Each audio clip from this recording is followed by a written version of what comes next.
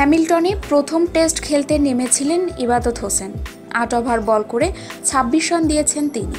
Maiden একটি wicket শূন্য। অথচ নিজের টেস্ট ক্যারিয়ারের দ্বিতীয় বলেই উইকেট পেতে পারতেন ইবাদত, নাম লেখাতে পারতেন বিরল রেকর্ডে। নিউজিল্যান্ডের তখনও রানের খাতা খোলা হয়নি। দলীয় দ্বিতীয় ওভারে বল করতে আসেন ইবাদত। টম লাথম তখন স্ট্রাইকে। লাথম ইবাদতের প্রথম বলটি ঠেকালেন। দ্বিতীয় বলেই তিনি লোপ্পা ক্যাচ দিয়েছিলেন স্লিপে দাঁড়ানো যে কোনো ফিল্ডারের জন্য খুব অসাধারণ একটি ক্যাচ। কিন্তু দ্বিতীয় স্লিপে দাঁড়ানো সৌম্য সরকার সেই ক্যাচটি ধরতে পারেনি। ফলে টেস্ট ক্যারিয়ারের প্রথম ওভারে উইকেট পাওয়ার সেই গৌরব থেকে বঞ্চিত হলেন ইবাদত।